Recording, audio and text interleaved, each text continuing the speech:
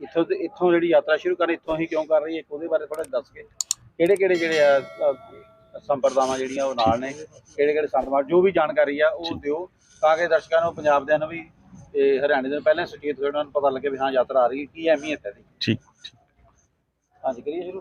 ਹਾਂਜੀ ਓਕੇ ਕਰੋ। ਸ਼੍ਰੀ ਵਾਹਿਗੁਰੂ ਜੀ ਕਾ ਖਾਲਸਾ, ਸ਼੍ਰੀ ਵਾਹਿਗੁਰੂ ਜੀ ਕੀ ਫਤਿਹ। ਇਹ ਅੱਜ ਅਸੀਂ ਮੇੜਤਾ ਦੇ ਸਥਾਨ ਦੇ ਉੱਤੇ ਖੜੇ ਹਾਂ, ਛਾਤਰਾਵਾਸ ਦੇ ਅੰਦਰ ਕੰਪਲੈਕਸ ਦੇ ਵਿੱਚ ਹਾਂ। ਕੱਲ ਨੂੰ ਮੇੜਤਾ ਦੇ ਸਥਾਨ ਦੇ ਉੱਤੋਂ ਮੀਰਾ ਚਲੀ ਸਤਿਗੁਰ ਕੇ ਧਾਮ ਯਾਤਰਾ ਜਿਹੜੀ ਹੈ ਉਹ ਸ਼ੁਰੂ ਹੋਣ ਜਾ ਰਹੀ ਹੈ। ਇਹ ਯਾਤਰਾ 31 ਦਿਨ ਦੀ ਰਹੇਗੀ। ਇਸ ਯਾਤਰਾ ਦਾ ਜਿਹੜਾ ਮੇਨ ਮਕਸਦ ਹੈ ਸਾਡਾ, ਅਸੀਂ ਪਿਛਲੇ ਸਾਲ ਇਸ ਨੂੰ ਪਹਿਲੀ ਵਾਰੀ ਆਰੰਭਿਆ ਸੀਗਾ ਔਰ ਸਾਡੀ ਕੋਸ਼ਿਸ਼ ਰਹੂ ਵੀ ਇਹ ਨਿਰੰਤਰ ਸਾਡੀ ਹਰ ਸਾਲ ਇਹ ਯਾਤਰਾ ਚੱਲਦੀ ਰਹੇ। ਔਰ ਯਾਤਰਾ ਦਾ ਮੇਨ ਮਕਸਦ ਹੈ ਸ਼੍ਰੀ ਗੁਰੂ ਗ੍ਰੰਥ ਸਾਹਿਬ ਜੀ ਦੇ ਆਦੇਸ਼ ਮੁਤਾਬਕ ਸਭੇ ਸਾਂਝੀ ਬਾਲ ਸਦਾਇਨ ਕੋਈ ਨਾ ਦਿਸੇ ਬਾਹਰਾ ਜੀਓ, ਅਬਲ ਅੱਲਾ ਨੂਰ ਪਾਇਆ ਕੁਦਰਤ ਕੇ ਸਭ ਬੰਦੇ, ਸਭੇ ਘਟ ਰਾਮ ਬੋਲੇ ਰਾਮ ਬਿਨਾ ਕੋ ਬੋਲੇ ਰੇ। ਇਸ ਮਕਸਦ ਨੂੰ ਲੈ ਕੇ ਅਸੀਂ ਇਹ ਯਾਤਰਾ ਦਾ ਆਰੰਭ ਕੀਤਾ ਹੈ, ਕਿਉਂਕਿ ਸਮਾਜ ਦੇ ਅੰਦਰ ਇੱਕ ਦੂਜੇ ਨੂੰ ਤੋੜਨ ਵਾਲੇ ਲੋਕ ਬਹੁਤ ਬੈਠੇ ਹੈ ਤੇ ਜੋੜਨ ਦੀ ਜਿਹੜੀਆਂ ਕੋਸ਼ਿਸ਼ਾਂ ਬਹੁਤ ਘੱਟ ਹੁੰਦੀਆਂ। ਅਸੀਂ ਇੱਕ ਸਮਾਜ ਜੋੜਨ ਦੀ ਕੋਸ਼ਿਸ਼ ਕਰਨ ਜਾ ਰਹੇ ਹਾਂ। ਔਰ ਸਭ ਤੋਂ ਪਹਿਲਾਂ ਸਾਡਾ ਜਿਹੜਾ ਮੁੱਖ ਮਨੋਰਥ ਇਸ ਯਾਤਰਾ ਦੇ ਵਿੱਚ ਮੈਂ ਦੱਸਣਾ ਚਾਹੁੰਦਾ, ਭਗਵਾਨ ਵਾਲਮੀਕ ਜੀ ਜਿਨ੍ਹਾਂ ਨੇ ਸਨਾਤਨ ਕਾਲ ਦੇ ਵਿੱਚ ਸ਼੍ਰੀ ਰਾਮਚੰਦਰ ਜੀ ਦੇ ਜਨਮ ਬਾਰੇ ਰਾਮਾਇਣ ਦੀ ਜਿਹੜੀ ਰਚੇਤਾ ਸੀਗੇ, ਉਹਨਾਂ ਰਾਮ ਦੀ ਰਚਨਾ ਕੀਤੀ। ਔਰ ਭਗਵਾਨ ਰਾਮ ਨੇ ਸਰਬ ਸਾਂਝੀ ਬਾਲਤਾ ਜਿਹੜਾ ਸੰਦੇਸ਼ ਸੀ ਉਹ ਭਿਲਣੀ ਦੇ ਝੂਠੇ ਬੇਰ ਖਾ ਕੇ, ਜਦ ਕਿ ਉਸ ਸਥਾਨ ਦੇ ਉੱਤੇ ਪੰਪਾ ਸਰ ਦੇ ਵਿੱਚ ਬਹੁਤ ਬੜੇ ਬੜੇ ਮੱਠ ਸੀ, ਸਾਰਿਆਂ ਦਾ ਇੱਛਾ ਸੀ ਕਿ ਭਗਵਾਨ ਰਾਮ ਸਾਡੇ ਮੱਠ ਦੇ ਵਿੱਚ ਆਉਣ, ਲੇਕਿਨ ਭਗਵਾਨ ਰਾਮ ਉਹਨਾਂ ਦੇ ਮੱਠਾਂ 'ਚ ਨਹੀਂ ਗਏ। ਜਦੋਂ ਭਿਲਣੀ ਦੇ ਘਰ ਦੇ ਵਿੱਚ ਗਏ ਤਾਂ ਉਹਨਾਂ ਭਗਵਾਨ ਰਾਮ ਨੇ ਪੁੱਛਿਆ ਕਿ ਕਿਸਕਾ ਘਰ ਹੈ, ਤਾਂ ਭਿਲਣੀ ਨੇ ਕਿਹਾ ਵੀ ਇਹ ਮੇਰੇ ਰਾਮ ਕਾ ਘਰ ਹੈ। ਤਾਂ ਰਾਮਚੰਦਰ ਜੀ ਨੇ ਉਸ ਦਾ ਸਤਿਕਾਰ ਕਰਦੇ ਉਹਨਾਂ ਦੇ ਘਰ ਦੇ ਵਿੱਚ ਜਾ ਕੇ ਝੂਠੇ ਬੇਰ ਜਿਹੜੇ ਸੀ ਉਹ ਚੱਕੇ। ਫਿਰ ਅਸੀਂ ਅੱਗੇ ਗੁਰੂ ਨਾਨਕ ਦੇਵ ਜੀ ਨੂੰ ਵੀ ਨਾਲ ਜਿਹੜਾ ਲਿਆ ਚਿੱਤਰ ਲੈ ਰਹੇ ਹਾਂ। ਇਹਦਾ ਸ਼੍ਰੀ ਗੁਰੂ ਨਾਨਕ ਦੇਵ ਜੀ ਨੇ ਜਿਹੜਾ ਸਤਯੁਗ ਤ੍ਰੇਤਾ ਨੂੰ ਛੱਡ ਕੇ ਜਿਹੜਾ ਦੁਆਪਰ ਦੇ ਵਿੱਚ ਅੱਗੇ ਆ ਕੇ ਕਲਯੁਗ ਦੇ ਵਿੱਚ ਉਹਨਾਂ ਦਾ ਅਵਤਾਰ ਹੋਇਆ, ਤਾਂ ਇਹਨਾਂ ਨੇ ਇੱਕ ਦੀ ਆਵਾਜ਼ ਉਠਾਈ। ਇਹ ਓਮ ਜਿਹੜਾ ਸੀ ਸਾਡਾ ਮੰਗਲਾਚਰਨ ਸੀ ਸਨਾਤਨੀ, ਔਰ ਉਹ ਲੋਕਾਂ ਨੇ ਓਮ ਆਪਣੇ ਆਪ ਦੇ ਨਾਲ ਹਰੇਕ ਨੇ ਜੋੜਨਾ ਸ਼ੁਰੂ ਕਰ ਦਿੱਤਾ ਸੀਗਾ। ਔਰ ਗੁਰੂ ਨਾਨਕ ਦੇਵ ਜੀ ਨੇ ਵਿਸ਼ਾ ਰੱਖਿਆ ਕਿ ਜਿਹੜਾ ਓਮ ਹੈ ਉਹ ਅਕਾਲ ਪੁਰਖ ਹੈ, ਉਹ ਇੱਕੋ ਹੀ ਹੋ ਸਕਦਾ ਹੈ, ਸਾਰੇ ਲੋਕ ਓਮ ਨਹੀਂ ਹੋ ਸਕਦੇ। ਇਹਨਾਂ ਦਾ ਬਹੁਤ ਵੱਡਾ ਸੰਦੇਸ਼ ਸੀ। ਇਹਨਾਂ ਨੇ ਗੁਰਬਾਣੀ ਏਕ ਓਮਕਾਰ ਤੋਂ ਜਿਹੜੀ ਸੀ ਸ਼ੁਰੂ ਕੀਤੀ, ਏਕ ਓਮਕਾਰ ਸਤਨਾਮ ਕਰਤਾ ਪੁਰਖ ਤੋਂ। ਔਰ ਇਹ ਸਾਡਾ ਸੰਦੇਸ਼ ਗਿਆ ਅੱਗੇ ਸੀ ਸਤਿਗੁਰ ਕਬੀਰ ਜੀ ਜੋ ਹੈ ਸਾਡੇ, ਇਹਨਾਂ ਨੇ ਵੀ ਉਸ ਸਮੇਂ ਦੇ ਵਿੱਚ ਭਗਤਮਾਲਾ ਦੇ ਵਿੱਚ ਆਪਣੀ ਭਗਤੀ ਰਸ ਦੇ ਵਿੱਚ ਬਹੁਤ ਵੱਡਾ ਯੋਗਦਾਨ ਦਿੱਤਾ। ਔਰ ਇਹਨਾਂ ਦਾ ਜਿਹੜਾ ਜੀਵਨ ਦਾ ਇੱਕ ਸੰਦੇਸ਼ ਹੈ, ਮੈਂ ਸਮਝਦਾ ਵੀ ਬਹੁਤ ਵੱਡਾ ਸੰਦੇਸ਼ ਹੈ। ਇਹ ਆਪਣੇ ਰਾਮਾਨੰਦ ਜੀ ਦੇ ਸ਼ਾਗਿਰਦ ਹੋਏ ਔਰ ਇਹਨਾਂ ਤੋਂ ਸ਼ਿਸ਼ ਬਣਨ ਲਈ, ਨਾਮਦਾਨ ਲੈਣ ਲਈ ਆਪਣੇ ਗੰਗਾ ਨਦੀ ਦੇ ਕਿਨਾਰਾ ਜਾ ਕੇ ਪੌੜੀਆਂ ਦੇ ਉੱਤੇ ਰਾਤ ਨੂੰ ਵੇਟ ਕਰਨੀ ਪਈ। ਔਰ ਇਸ ਇੰਤਜ਼ਾਰ ਤੋਂ ਬਾਅਦ ਜਦੋਂ ਰਾਮਾਨੰਦ ਜੀ ਆਏ, ਉਹਨਾਂ ਦਾ ਪੈਰ ਇਹਨਾਂ ਨੂੰ ਛੂਹਿਆ ਤਾਂ ਇਹਨਾਂ ਨੂੰ ਆਵਾਜ਼ ਦਿੱਤੀ ਕਿ ਉੱਠੋ ਭਾਈ, ਕੌਣ ਹੈ, ਰਾਮ ਕਹੋ। ਇਹ ਰਾਮ ਰਾਮ ਕਰਦੇ ਜੀਵਨ ਭਵ ਸਾਗਰ ਤੋਂ ਪਾਰ ਹੋਏ। ਔਰ ਦੂਸਰੀ ਬਾਤ ਇਹਨਾਂ ਦੀ ਮਹਾਨਤਾ ਇਹ ਰਹੀ ਕਿ ਇਹਨਾਂ ਨੇ ਆਪਣੇ ਜੀਵਨ ਦੇ ਵਿੱਚ ਆਪਣਾ ਧਰਮ ਸਨਾਤਨ ਨਹੀਂ ਛੱਡਿਆ, ਉਸ ਵਿਸ਼ੇ ਨੂੰ ਨਾ ਛੱਡਦੇ ਹੋਏ ਰਾਜੇ ਦੇ ਤਸੱਦਦ ਵੀ ਸਹੇ ਔਰ ਲੋਕਾਂ ਦੇ ਵਿੱਚ ਬਨਾਰਸ ਦੇ ਅੰਦਰ ਆਪਣਾ ਨਾਮ ਨਾ ਖਟਿਆ। ਫਿਰ ਭਗਤ ਸੈਨ ਜੀ हैं, गोस्वामी नाभादास जी हैं, जो कि मेहरा बरादरी के एक बहुत बड़े महापुरुष हुए है।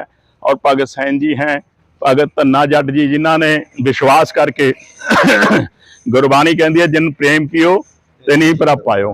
वो भगत धन्ना जी ने विश्वास किया, उस ब्राह्मण के दिते हुए ठाकर तो पत्थर तो परमात्मा की प्राप्ति की। और फिर ब्राह्मण ने कहा कि मैनू तो परमात्मा दिखता नहीं, तो मैनू भी दर्शन कराओ।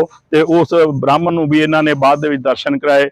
श्री चंद महाराज जी जो है अपने श्री गुरु नानक देव जी के सपुत्र होए हैं, इन्हां दी भगती काल बहुत बड़ा सी। भाई जेता जी का इतिहास तो असीं जे कहिए हिंदुस्तान के उत्ते बहुत बड़ा एक एहसान है, जिथे श्री गुरु तेग बहादुर जी का एक एहसान है कि इस देश नूं बचाउण लई, धर्म नूं बचाउण लई अपना शीस वार दिता। उत्थे ही ये कल्ले एक सिख सी उस समय दे जिन्हां ने अपना गुरु तेग बहादुर का शीस लैके आनंदपुर साहब पहुंचे। फिर भगत गुरु रविदास जी साडे जिहड़े है गुरबाणी के अंदर बाणी इन्हां दी सब तो वध जिहड़ी है दर्ज की गई है।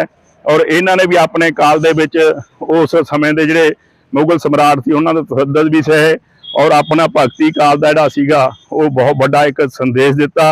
और इन्हां ने एक शब्द उचारिया, ਉਹਦੇ ਵਿੱਚੋਂ कुछ लेना है, माधो ਸਤਸੰਗ ਸੰਗਤ ਤੁਮਾਰੀ। ਔਰ ਉਹਦੇ ਵਿੱਚ ਉਹਨਾਂ ਨੇ ਕਿਹਾ ਵੀ ਸਾਡੀ ਜਿਹੜੀ ਸ਼ਬਦ ਆ ਉਹ ਸਾਰ ਹੈ, ਕਿਉਂਕਿ ਲੰਬਾ ਹੋ ਜਾਣਾ ਮੈਂ ਜੇ ਕਹੂੰਗਾ, ਪਰ ਮੈਂ ਮੋਟਾ ਜਿਹਾ ਉਹਦੇ ਦੱਸਦਾ। ਇਹਨਾਂ ਦੀ ਇੱਕ ਵੇਦਨਾ ਸੀ ਸਮਾਜ ਨੂੰ ਜਾਗਰਤ ਕਰਨ ਦੀ, ਕਿ ਸਮਾਜ ਨੂੰ ਇਸ ਤਰ੍ਹਾਂ ਰਹਿਣਾ ਚਾਹੀਦਾ ਜੈਸੇ ਮਧੂਮੱਖੀ ਦੇ ਆਪਣੇ ਛੱਤੇ ਦੇ ਵਿੱਚ ਰਹਿੰਦੀ ਹੈ ਔਰ ਇੱਕ ਦੂਜੇ ਨਾਲ ਘੁਲ ਮਿਲ ਕੇ ਰਹਿੰਦੀ ਹੈ, ਇਸ ਤਰ੍ਹਾਂ ਸਮਾਜ ਨੂੰ ਸਾਨੂੰ ਰਹਿਣਾ ਚਾਹੀਦਾ ਹੈ।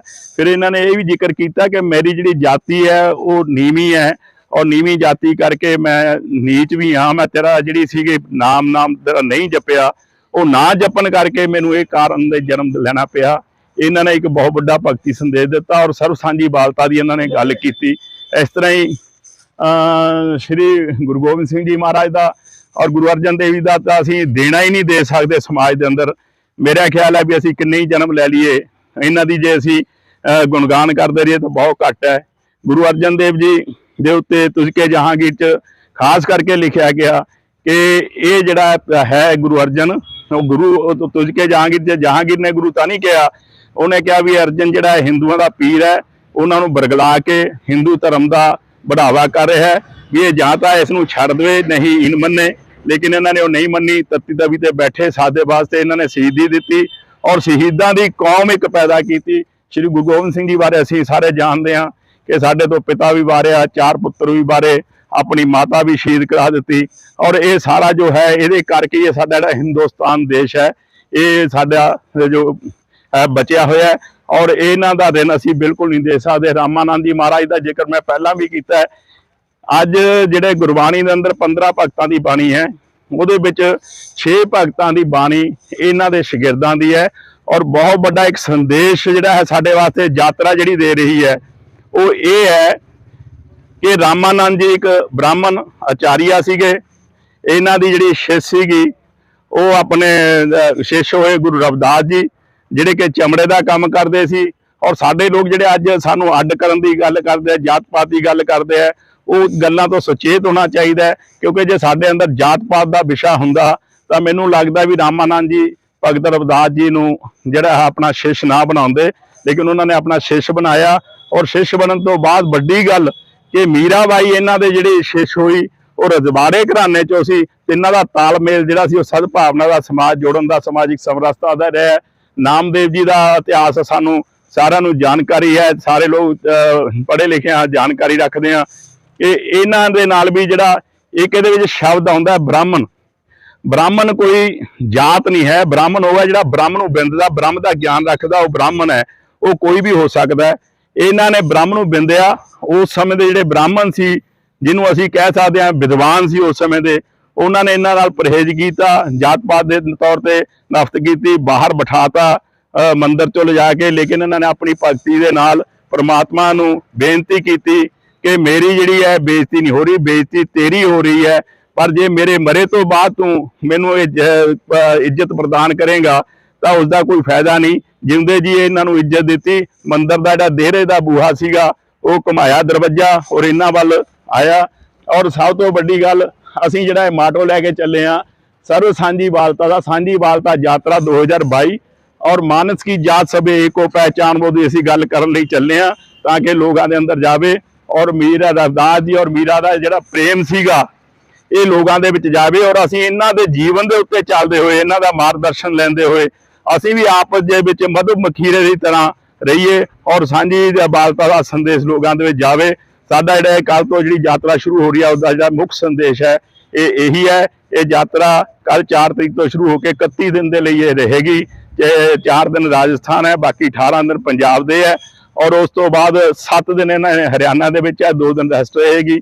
ਔਰ ਸਾਡਾ ਜਿਹੜਾ ਮਨ ਦਾ ਜੋ ਇੱਛਾ ਹੈ ਦੇਸ਼ ਦੇ ਅੰਦਰ ਸਮਾਜ ਦੇ ਵਿੱਚ ਇਕਜੁੱਟਤਾ ਆਵੇ ਔਰ ਰਾਸ਼ਟਰ ਭਾਵਨਾ ਜਾਗੇ। ਜੇ ਸਾਡੇ ਅੰਦਰ ਇਕਜੁੱਟਤਾ ਹੈ, ਰਾਸ਼ਟਰ ਭਾਵਨਾ ਹੈ, ਸਰਵ ਸਾਂਝੀ ਬਾਲਤਾ ਹੈ ਤਾਂ ਮੈਨੂੰ ਲੱਗਦਾ ਵੀ ਸਾਡੇ ਦੇਸ਼ ਨੂੰ, ਸਾਡੇ ਸਮਾਜ ਨੂੰ, ਸਾਡੇ ਧਰਮ ਨੂੰ ਕੋਈ ਵੀ ਕਮਜ਼ੋਰ ਨਹੀਂ ਕਰ ਸਕਦਾ। ਇੰਨੀਆਂ ਬੇਨਤੀਆਂ ਕਰਦੇ ਸ਼੍ਰੀ ਵਾਹਿਗੁਰੂ ਜੀ ਕਾ ਖਾਲਸਾ, ਸ਼੍ਰੀ ਵਾਹਿਗੁਰੂ ਜੀ ਕੀ ਫਤਿਹ।